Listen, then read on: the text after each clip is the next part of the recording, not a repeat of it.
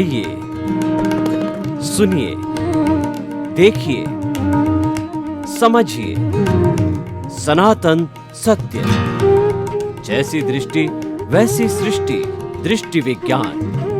कुदरत, कुदरती रचना एवं कुदरत के कानून से शाश्वत सुख की प्राप्ति।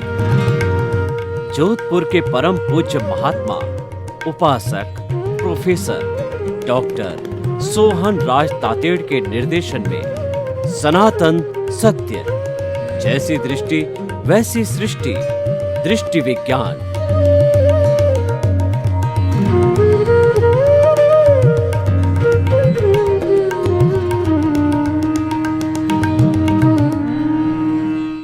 भाइयों और बहनों, मातृशक्ति को नमन। स्टूडियो में आपका हार्दिक स्वागत, अभिनंदन है, सत्कार है। आत्मविज्ञान, साइंस ऑफ द सोल कार्यक्रम के अंतर्गत हम आपको सही दृष्टि, सही सोच, राइट विजन, राइट थिंकिंग के तहत जो आपकी नकारात्मक सोच है उसको हम सकारात्मक में बदलते हैं, उसमें हम करेक्शन देते हैं, उसमें कुछ सुधार करते हैं। सुधार इसीलिए करते हैं कि आपकी जो रॉन्ग बिलीफ है वो राइट बिलीफ में बदल जाए।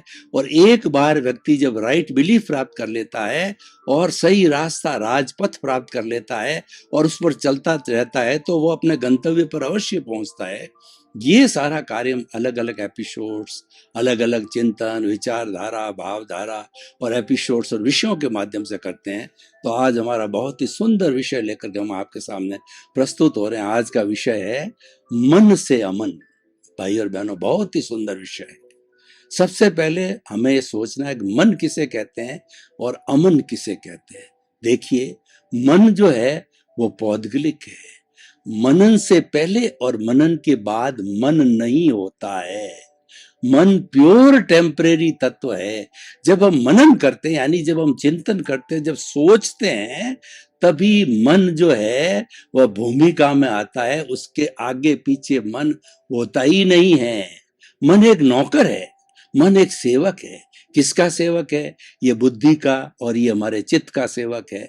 लेकिन बेचारे मन के ऊपर ये दोष डाला जाता है कि मन लोभी, मन लालची, मन चंचल, मन चोर, मन के मते न चालिए, पलक पलक मनोर।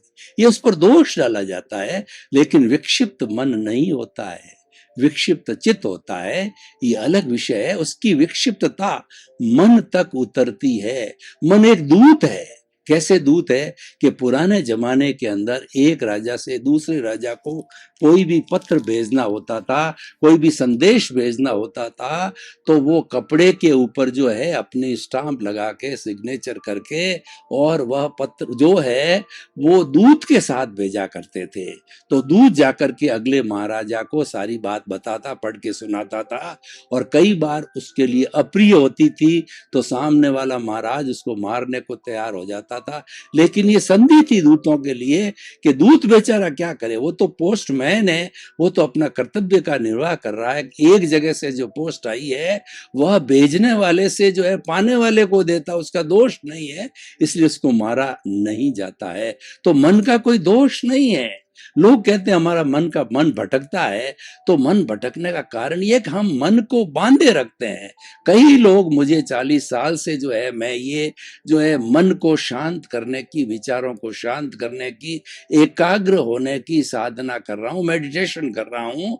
और मैंने ये पाया कि इस मन को जो भाग रहा है इसको पकड़ो मत, इसको ढीला छोड़ दो। कैसे ढीला छोड़ना है कि जैसे कि आप पतंग उड़ाते हो तो पतंग के पीछे मंजा होता है, उस मंजे को ढीला छोड़ते रहो, ढीला छोड़ते रहो, छोड़ते रहो, तो वह पतंग आगे से आगे जो है आकाश के अंदर उड़ता जाता है।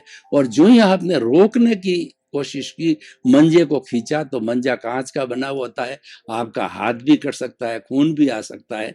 इसीलिए रोको मत, जाने दो। ठीक इसी तरह से एक बच्चा होता है, उसके हाथ में एक महंगी क्रॉकरी, और आप देखेंगे कि वो गिरा देगा तो उसको कोसने की कोशिश करते हैं, वो देना नहीं चाहता है। और जो कोसते हो, जो वो ज्यादा रोता है, तो उसकी उपेक्षा करो, उसको छोड़ दो। तो धीरे धीरे वह भी समझदार है, तो धीरे धीरे वह जो कुछ भी उसके क्रॉकरी के अंदर है वो खा करके क्रॉकरी को साइड में रख देगा और आपका काम हो जाएगा।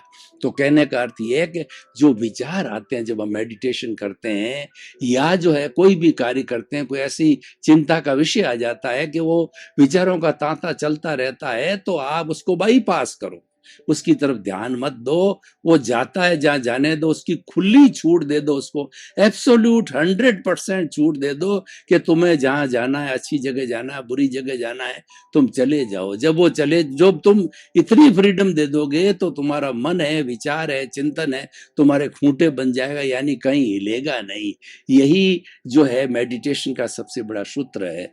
तो ये तो सारी बातें मन की होगी। और मन के कार्य क्या है कि हमारी जो ये पांच इंद्रियां हैं, ये पांच इंद्रियां जो है बाहर के जगत से अपने अपने विषयों को खींच करके लाती है। आंख देखती है, कान सुनता है, और जो हमारी चमड़ी है वो स्पर्श करती है, और जो है वो जीभ है वो रस सूंघती है, घ्राण है सुगंध दुर्गंध लेता है। इनके जो विषय है ये ला करके मन को देती है। तो मन जो है वो एक मैनेजर का काम करता है, इनको आगे बुद्धि को देता है, बुद्धि चित्त को देती है, ये अलग विषय है।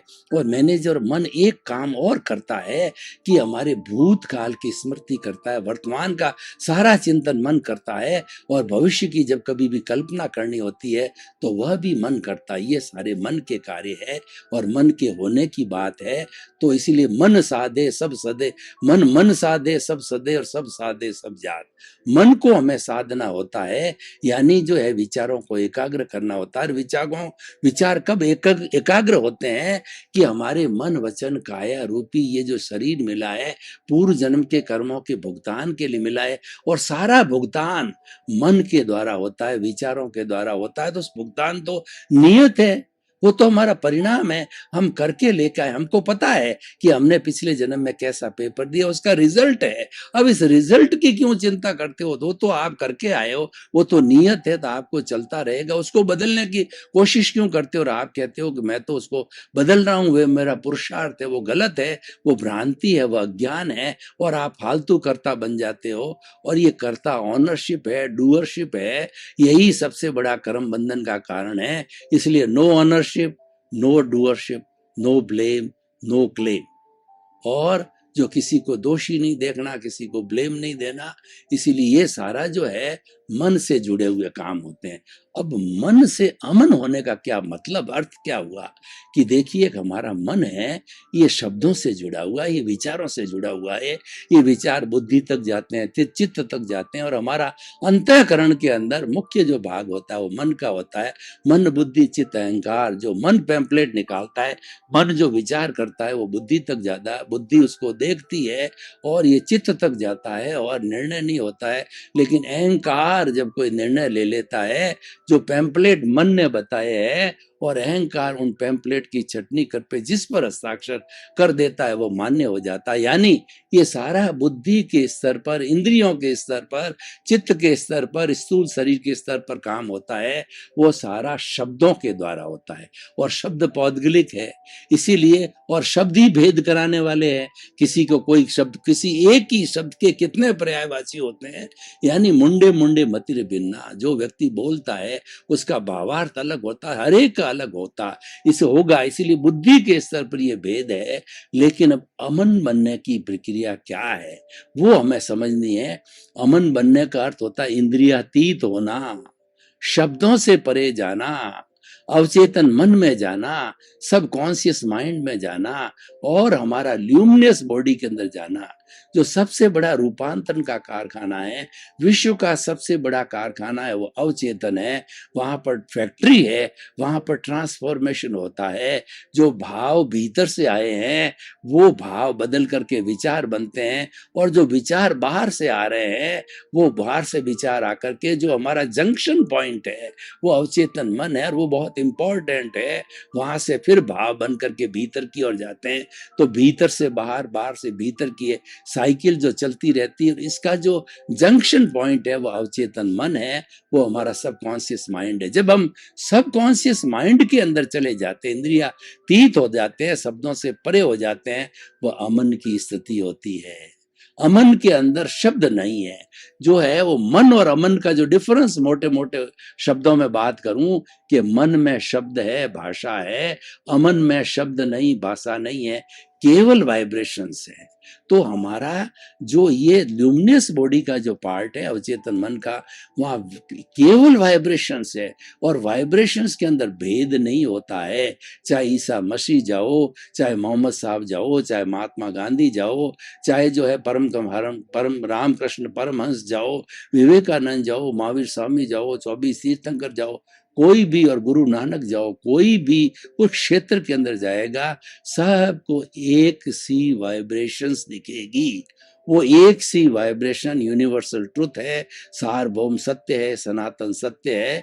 और जो उसके दायरे पर चला गया और उस दायरे में रमण करता है, वो अमन बन जाता है।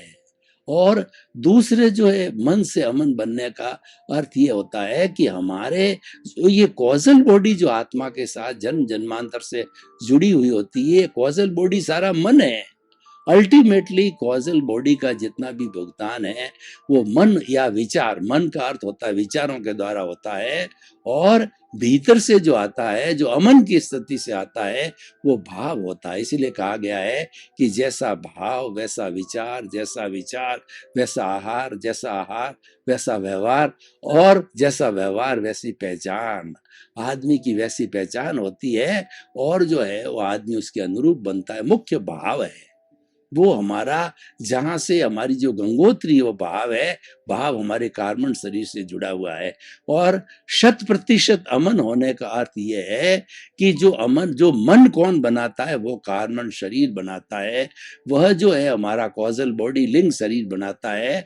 तो उस कॉजल बॉडी को हम समाप्त कर देते हैं साधना के द्वारा, ज्ञाता दृष्टा भाव में रह करके, और जो है वो शून्य हो जाता है। तो शून्य होने के बाद में मन अमन हो जाता संपूर्ण रूप से। और अमन होने का अर्थ यह हो गया कि जड़ अलग हो गया और चेतन अलग हो गया, कारण शरीर जो अलग हो करके, और अपने जो प्रकृति का जो है वो पृथ्वी जल अग्नि वायु और आकाश है, उसमें जाके समाहित हो जाता है। और जो चेतन तत्व है वह जाकर के मुक्ति को चला जाता है, वो सिद्ध बुद्ध मुक्त बन जाता है। अमन होने की स्थिति ये है। तो अमन का अर्थ ये हुआ मुक्ति को प्राप्त करना, और मन का अर्थ हुआ संसार को प्राप्त करना। क्योंकि ये जो हमारा संसार है वो मन के द्वारा ही चलता है। कैसे चलता, मैं आपको उदाहरण दूं कि सुबह आप उठते हो और शाम को सोते हो, उसके बीच के अंदर जितने भी कार्य करते हो, नहाना धोना, जो है आपके जो है वर्किंग प्लेस के ऊपर जाना, कमाना, लोगों से बातचीत करना, चिंतन करना, अपना विकास करना, बच्चों के बारे में सोचना, परिवार के बारे में सोचना, अपने लिविंग स्टैंडर्ड के बारे में सोचना, ड्राइविंग करते हो ड्राइविंग के समय सोचना, पढ़ाई कर रहे हो पढ़ाई तक के सोचना, ये सारा काम कौन करता है? ये मन करता है। ये संसार का काम है, ये हमारा भोग है, ये हमारा पूर्व जन्म का कर्म है जो कि हमको करना ही पड़ेगा। हम लेके आए, ये हमारा व्यवहार जगत है, इसका भुगतान तो हमें करना ही पड़ेगा। ये हमारा हिसाब है। क्योंकि व्यक्ति जब तक अपना हिसाब पूरा नहीं करता है तब तक वो साहूकार नहीं बनता। हमको साहूकार बनना है या मुक्ति को जाना है तो हमारा जिस चीज से 84 लाख जीवा योनि से एक एक प्राणी से जिसको हमने दुख दिया है, कष्ट दिया है, किसी के साथ बुरा व्यवहार किया है, उसका जो है वो सामायिक आलोचना, प्रतिक्रमण, प्रत्याख्यान के द्वारा शुद्धिकरण कर देंगे। और सारा हमारा एक भी व्यक्ति से कोई हिसाब, एक भी जीव प्राणी से कोई भी हिसाब बाकी नहीं रहेगा। यानी हमारा हिसाब शून्य हो जाएगा, व्यवहार जगत शून्य हो जाएगा, कार्बन शरीर शून्य हो जाएगा। तो हमको सिद्ध बुद्ध मुक्त होने से कोई नहीं रोक सकता है। और सिद्ध बुद्ध मुक्त होना हमारे जीवन का लक्ष्य है, मानव जीवन का लक्ष्य है। क्योंकि हमारे भीतर जो प्रभु बैठा है वो अभी बॉन्डेड है, मूल रूप के अंदर वो मोक्षगामी है और मोक्ष स्वरूप ही है, लेकिन उसको कार्बन शरीर ने बांधे रखा है, कारावास में डाले रखा है। तो उस कारावास, वो कारावास है, वो जो है अज्ञान की कारावास है। उस अज्ञान की वेल्डिंग को तोड़ना है, और जब ये तोड़ दिया जाता है तो जो है हम सुखी हो जाते हैं। तो भाई और बहनों, हम आपको ये बताना चाहते हैं कि मन से अमन होने की जो क्रिया है, जो प्रोसेस है, वो एक साधना है। वह जो है ज्ञाता दृष्टा की साधना है। अगर शुद्ध रूप में आप कहो तो शुद्ध भावों के रूप में करो तो वो ज्ञाता दृष्टा में रहने की साधना है। और शुभ भावों की बात करो तो सारी धार्मिक क्रियाएं शुभ भावों में है। दोनों का कार्य अलग अलग है। शुभ भावों के अंदर जो हमारे पुण्य का जो है बंध होता है, साथ में बाई प्रोडक्ट रूप में मिलता है। और शुद्ध भावों के अंदर पुण्य का बंध नहीं होता है, डायरेक्ट आप जो है आत्मचिंतन के साथ जुड़े हुए होते हो। क्योंकि जो है हमारे शुभ भाव है वो मन वचन की क्रियाओं से जुड़े हुए हैं, और वो परतंत्र है, वो अवस्था है। और अवस्था मात्र कुदरती रचना है, जिसका कोई बाप भी रचने वाला नहीं है। और वह कुदरती रचना होती है, वो नाशवान होती है, वो जड़ होती है। लेकिन चेतना से जुड़ी हुई कोई भी अवस्था, चेतना का कोई भी भाव सत्ता है, वो चेतना की तरह ही जो है वो अजर होती है, अमर होती है। तो इसीलिए भाई और बहनों, ये हम आपको इस एपिसोड्स के माध्यम से ये बताना चाहते हैं कि मन से अमन होना एक बहुत बड़ी साधना है। और अगर व्यक्ति वास्तव में इस जीवन का सार निकालना चाहता है कि ये मुझे जो है बहुत तपस्या के बाद में ये मनुष्य जीवन मिला है, तो किस लिए मिला है? ये मनुष्य जीवन मिला है मुक्ति के लिए मिला है। हमारी भारतीय संस्कृति में, एक भारतीय संस्कृति ने एक अच्छे इंसान की जो लाइफ स्टाइल है उसको 4 भागों के अंदर बांटा है। काम, अर्थ, धर्म और मोक्ष। काम शरीर की आवश्यकता है, उससे परिवार बनता है, बाल बच्चे होते हैं और हमारा संसार चलता है। और अर्थ है, उसके बिना 1 मिनट भी संसार का काम नहीं चलता है, क्योंकि हर जगह अर्थ की आवश्यकता होती है। अर्थ के लिए कहा गया है कि जो गृहस्थी होता है वो बिना अर्थ के कौड़ी का होता है। और अगर साधु सन्यासी जिसने कि कंचन कामिनी को छोड़ दिया वह अर्थ रखता है, तो वह भी एक कौड़ी का नहीं है, वो साधु नहीं है, वो ढोंगी है। अलग अलग परिभाषा है। और ग्रस्त के तो होना ही चाहिए, क्योंकि ग्रस्त के जो है उसका स्वयं का शरीर है, उसका परिवार है। और अतिथि देवो भव, उसके अतिथि भी आ सकते हैं। और समाज के लोगों का भी उसके प्रति जो दायित्व होता है, समाज का ऋण उतारने का, सारे ऋण उस पर लागू होते हैं। तो इसीलिए जो भाई और बहनों, जो मन से अमन बनने की बहुत अच्छी साधना है, ये दार्शनिक विषय हमें करना चाहिए। और जितनी धार्मिक क्रियाएं हैं वह सारी जो है वो मन से अमन बनने की अवस्था है। और ज्ञाता दृष्टा भाव में रहना, और आत्मचिंतन करना, आत्मनिरीक्षण करना, आत्म परीक्षण करना, आत्मा के साथ रहना, आत्मा को रिझाना और आत्मा का आशीर्वाद प्राप्त करना, और आत्मा से सतत जो है संपर्क बनाए रखना, ये सारा जो है हमारा शुद्ध भाव है। और शुद्ध भाव में यदि मुक्ति की ओर ले जाना चाहते हैं, तो इसीलिए जो जल्दी से मन से अमन बनना चाहते हैं, या जो जल्दी से मुक्ति होना चाहते हैं, ज्यादा समय नहीं लगाना चाहते हैं, तो उनको शुद्ध भावों में आना चाहिए। तो शुद्ध भावों में आने से जो है वो मन से अमन बनेगा। और कोई चाहता है कि नहीं, मेरे को इतनी कोई जल्दी नहीं है, मुझे तो धीरे धीरे आराम से मुक्ति को जाना है, तो वो शुभ भावों में धार्मिक क्रिया करेगा। और धार्मिक क्रिया के अनुरूप जो है उनको शुभ भावों के साथ में पुण्य का भी अर्जन होता रहेगा। और पुण्य के माध्यम से जो है वह मनुष्य गति या देव गति के जो है वो सुखों को भोगेगा, और धीरे धीरे जो है वह मुक्ति को जा सकेगा। तो भाई और बहनों, ये ऐसा एपिसोड है, इस एपिसोड को आज हम ओपन टू द ऑडियंस करते हैं, और लोगों को जो इसकी रिलीवेंस, इसकी सामाजिक उपयोगिता, इसको कसौटी पर कसते हैं, और ये किस तरीके से हमारे से उपयोगी है, तो हमें बताना चाहते हैं कि ये बहुत बड़ी साधना है। हमारे समाज में सभी स्तर के लोग होते हैं। एक तो मनोरंजन करने वाले होते हैं, वो अपना मनोरंजन करते रहते हैं, वो इंद्रिय जगत पर काम होते हैं, वो जीवात्मा होते हैं, वो eat drink and B Mary करने वाले होते हैं। लोग अलग अलग तरह के होते हैं। और दूसरा होते हैं कि मनुष्य जीवन का पूरा सार निकालना चाहते हैं, तो आत्मरंजन करते हैं। जो आत्मरंजन करता है वो आत्मा को सबसे फर्स्ट प्रायोरिटी पर रखता है, और मनोरंजन करने वाला शरीर को प्रायोरिटी पे रखता है, आत्मा सेकंड प्रायोरिटी पे है। और आत्मरंजन वाले की आत्मा फर्स्ट प्रायोरिटी पे है, और शरीर और दुनिया और ये हमारा जो इंद्रिय जगत है वह सेकंड प्रायोरिटी पे रखनी दोनों पड़ेगी। जब तक हमारा ये व्यवहार जगत समाप्त नहीं होता है, तब तक हमारे दोनों चलते हैं, यानी मन भी चलेगा और अमन भी चलेगा। तो अमन तो हमारा लक्ष्य है, और मन हम स्वयं हैं, क्योंकि ये रहेगा, ये हम पीछे से लेकर के आए हैं। और जब हमने निश्चय कर लिया, व्यवहार हमने ये निश्चय कर लिया, हमने टारगेट बना दिया, लक्ष्य बना दिया है कि हमें तो अमन बनना है, तो लक्ष्य बनाने के बाद के अंदर हम हम हमेशा उसका चिंतन करेंगे। 24 आवर्स जो है हम आत्मा की प्रतीति में रहेंगे, हम ज्ञान के क्षेत्र में रहेंगे, और प्रतीति जो है हमें हर वक्त जो है ये जागृति दिलाती रहेगी। तुम तो शुद्ध आत्मा हो, तुम तो ज्ञाता हो, तुम तो दृष्टा हो, तुम तो जानने वाले हो, देखने वाले हो। मेरी आत्मा ही अनंत ज्ञान वाला है, अनंत दर्शन वाला, अनंत शक्ति वाला है, अनंत सुख का धाम है। इस तरीके से जो हमारा प्रभु है, हमारा भगवान है, जो भीतर से शुद्ध है, उसको जो है उसकी अशुद्धता से उसको दूर करनी है, तो उसकी हाजिरी से ये सारा कार्य होता है। तो उसके प्रति हमारा जो है चिंतन मुड़ जाता है। तो चिंतन मुड़ने के बाद में हम धीरे धीरे जो है साधना करते करते अमन हो जाते हैं। तो बहुत ही सुंदर विषय है, और जो है जो लोग इसका टारगेट बनाते हैं उसको इसके अनुरूप चलना चाहिए। यानी जो है उसको अपना नजरिया दूसरे तरफ से आत्मरंजन की तरफ होना चाहिए, और जो संसारी काम उससे थोड़ा सा विमुखता रखनी पड़ेगी।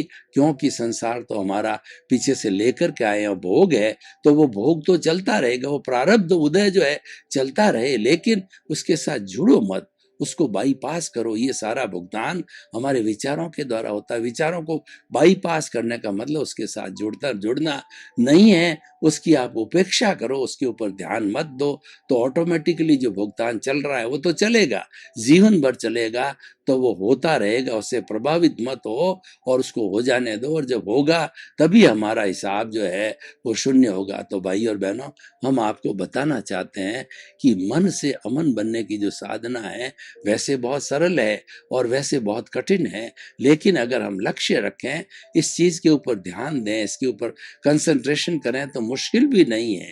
कोई भी कार्य इस दुनिया के अंदर मुश्किल नहीं है। Where there is a will there is a way. जैसी चाह वैसी राह। व्यक्ति का अपना जो है लक्ष्य बन जाता है, व्यक्ति की अपनी चाह बन जाती, इंटरेस्ट बन जाता है, और जब इंटरेस्ट हो जाता है तो वह व्यक्ति कहीं पर रुकता नहीं, उस इंटरेस्ट के माध्यम से उसी ओर आकर्षित होगा। तो इसीलिए आप अपना लक्ष्य बनाइए कि आखिर आपका क्या लक्ष्य है, और उस लक्ष्य की प्राप्ति करने के बाद जो है हम जो है अमन आराम से बन सकते हैं। हम जो है सिद्ध बुद्ध मुक्त बन सकते हैं, हम मोक्ष की यात्रा कर सकते हैं, हम जो है ब्लिस को प्राप्त करते हैं, जो अनंत सुख का धाम कहते हैं वो ब्लिस है। और ब्लिस का अर्थ होता है कि वो ऐसी स्थिति है उसके बाद में कोई दुख नहीं आता, और वर्तमान जो हमारा मन की पोजीशन है वह धूप छांव की तरह कभी सुख में कभी दुख के अंदर, इन पलड़े के अंदर झूलती रहती। कैसे झूलती मैं आपको उदाहरण के तौर पर बताना चाहता हूँ। संसारिक जगत के अंदर हम जो व्यापार करते हैं, उस व्यापार के अंदर कभी हमें 1 लाख रुपए का मुनाफा हो गया तो हम बहुत खुश हो गए और भीतर ही प्रसन्नता मनाने लग गए, और कुछ समय के बाद उसी व्यापार के अंदर 2 लाख रुपए का घाटा हो गया तो हम दुखी हो जाते हैं, डिप्रेशन के अंदर चले जाते हैं, हमारे नेगेटिव थॉट्स आते हैं कि ये कैसा है, ये तो कैसे रिकवर होगा, ऐसा विचार आता रहता है, और हम जो है नेगेटिव की ओर चले जाते हैं, नकारात्मक भावों की यानी ये सुख और दुख की अनुभूति जो है हमारे जीवन के अंदर चलती रहती है। लेकिन हमें उसके परे जाने के लिए अमन बनना पड़ेगा। ये अपना कार्य कर रही है, मैं अपना कार्य कर रहा हूँ, और ज्ञानी पुरुष है जब हमारे को ज्ञान प्रेषित कर देते हैं और हमको जो है अंतरात्मा बना देते हैं, तब जो है वो इसका डिस्टिंक्शन कर देते हैं कि ये अलग है, तुम अलग हो, ये जड़ है और तुम चेतन हो, और तुम्हारा एक भी जो है जड़ का एक भी अंश चेतन में नहीं है, और चेतन का एक भी अंश जड़ के अंदर नहीं है। दोनों साथ रहेंगे, दोनों को टाला नहीं जा सकता है। हमें जड़ को मिनिमाइज करना है साधना के द्वारा, ज्ञाता दृष्टा भाव से, तो हम उसको मिनिमाइज करते करते जीरो की अवस्था पर भी ला सकते हैं, और वही लाना जो है मन से अमन बनने की साधना है।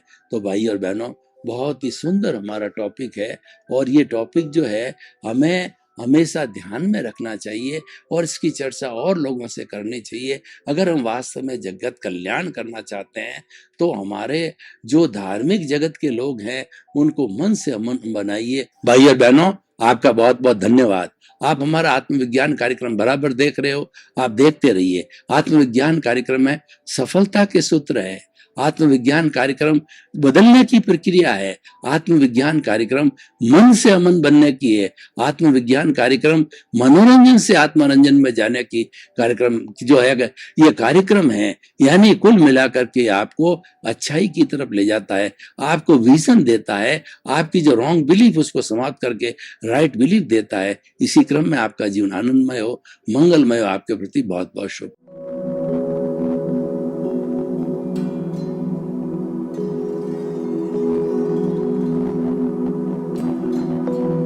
एक ऐसा अंतर्राष्ट्रीय ख्याति प्राप्त मानव जो गुरु प्रेरणा से पिछले 20 वर्षों से वानप्रस्थ जीवन जीते हुए 24 घंटे मानवता की सेवा में संलग्न है। एक ऐसा मानव जो अभी राष्ट्रीय, अंतर्राष्ट्रीय टीवी चैनलों पर 7,500 एपिसोड के माध्यम से सनातन सत्य, आत्मविज्ञान एवं पुनरुत्थान, व्यवहार एवं निश्चय जगत के जीवनोपयोगी विषयों पर हृदय स्पर्शी प्रवचन कर चुका है। उस मानव का नाम है महात्मा उपासक प्रोफेसर डॉक्टर सोहन राज तातेड़। प्रोफेसर तातेड़ द्वारा योग, दर्शन, शिक्षा विषयों पर रचित पीएचडी स्तर के 250 शोध ग्रंथ भारत के 100 प्रतिष्ठित विश्वविद्यालयों में शोधार्थी पढ़ रहे हैं तथा वे सभी शोध ग्रंथ वहां की सेंट्रल लाइब्रेरियों में उपलब्ध हैं। महात्मा सोहन राज ने अभी तक हजारों स्कूलों, कॉलेजों, विश्वविद्यालयों एवं संस्थाओं में सेमिनार, वर्कशॉप, कैंप लगाकर लाखों विद्यार्थियों को योग, दर्शन, शिक्षा का प्रशिक्षण देकर उन्हें सुसंस्कारित किया।